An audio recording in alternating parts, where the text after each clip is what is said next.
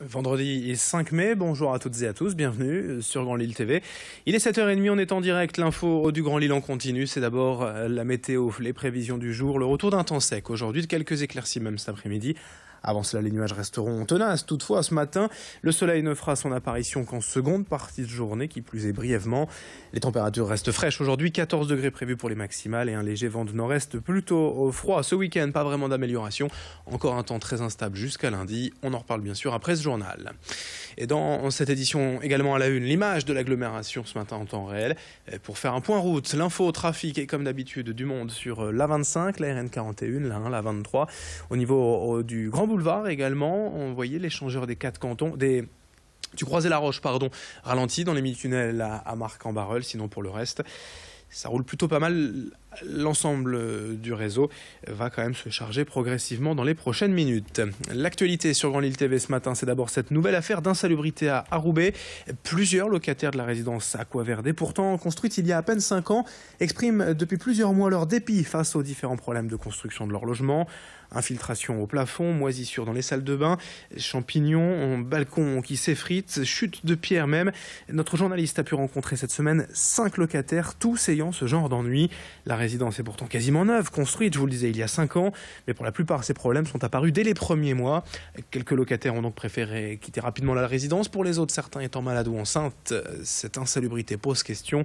Le bailleur Villogia n'a pour l'instant pas souhaité communiquer ni apporter de solution selon les résidents qui eux s'organisent et dénoncent cette situation. On écoute l'un d'entre eux au micro de Louis Caillé. Une rencontre, non, parce que nous avons reçu aussi Monsieur Fulstecker, qui est le chargé de l'urbanisme à Tourcoing. Il nous avait promis aussi que ça allait bouger. En même temps, on reçoit aussi des personnes de Villogia qui font intervenir des sociétés, mais en fait, ils cachent la misère, quoi. Mieux de prendre le problème à la base, ils prennent juste les appartements, ils retirent la moisissure, ils le calfeutrent, ils le peignent, mais le problème c'est que le problème vient des toits ou vient peut-être d'une structure principale qui n'est pas réalisée.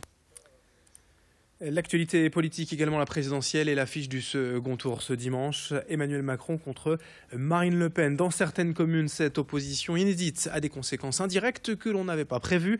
La pénurie d'assesseurs, pourtant obligatoire au bon déroulement du scrutin.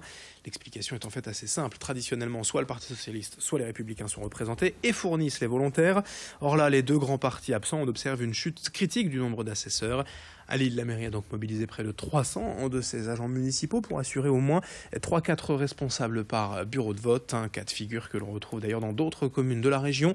Explication avec une adjointe à la ville de Lille au micro d'Alexis Tessier. Dans ma délégation, qui est une délégation de neutralité, c'est organiser les élections. Il faut qu'elles se tiennent en amont. Comme vous le voyez, il y a du travail en amont, et il y aura du travail après le soir. Et donc moi, mon rôle, c'est que les organisations soient prévues pour qu'il n'y ait aucun problème. Nous n'avons eu aucun problème jusqu'à présent, nous n'avons eu aucun problème au premier tour, et on s'organise pour qu'il n'y ait aucun problème, puisqu'il faut toujours un président et 2 assesseurs sur le bureau de vote.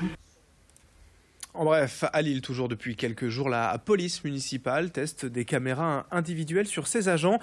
13 appareils en tout pour mesurer l'effet dissuasif du dispositif et sécuriser les interventions.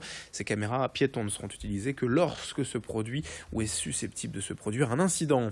Autre information confirmée hier, le semi-marathon et le 10 km de la braderie de Lille auront bien lieu cette année sur le Grand Boulevard. Annulé l'an dernier en même temps que la braderie, les courses traditionnelles traverseront donc le Grand Boulevard de la Madeleine jusqu'à Roubaix et Tourcoing.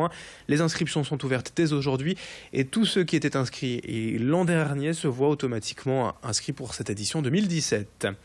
Dans cette édition également, quelques images pour évoquer le concert des prodiges le 2 juin au stade Pierre-Mauroy.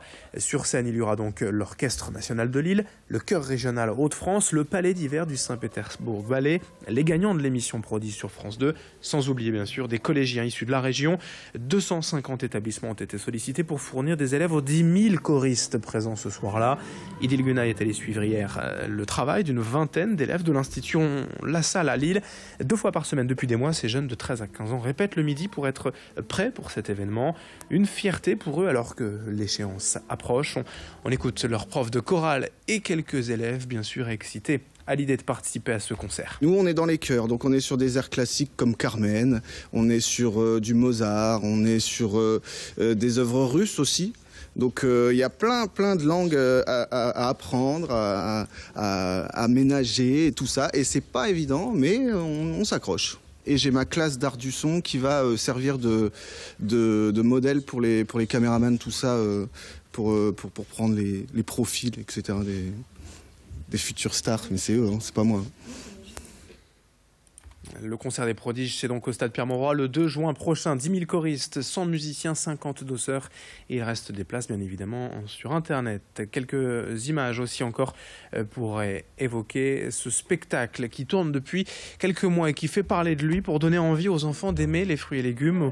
Olivier le Petit Jardinier, écrit, composé, joué par Luc, un artiste lillois qui arpente depuis des années les festivals régionaux.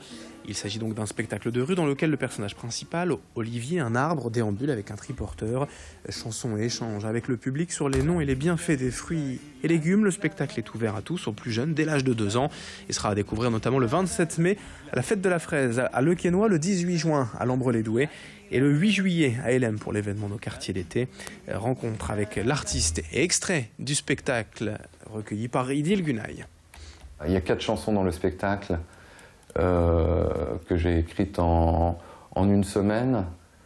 J'ai également emprunté une chanson de Charles Trenet qui me paraissait bien collée au thème, c'est Le Jardin extraordinaire, pour travailler un petit peu l'imaginaire. Et après, il a fallu partir à la recherche de toutes les solutions techniques pour embarquer le matériel dans le vélo, la décoration, le costume, voilà, tous les petits détails qui font que ça va donner quelque chose et surtout que techniquement il n'y ait pas de souci, que tout soit réglé. Je m'appelle Olivier, je suis le petit jardinier. Tous les jours, toute l'année, je cultive mon potager. La la la la la la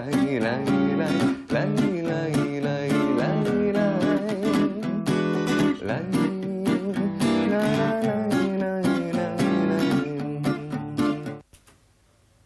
7h37 en direct sur Grand Lille TV sur ces belles images. On termine cette édition. On se retrouve dans quelques secondes pour vos prévisions météo puis l'infotrafic. Merci de votre fidélité.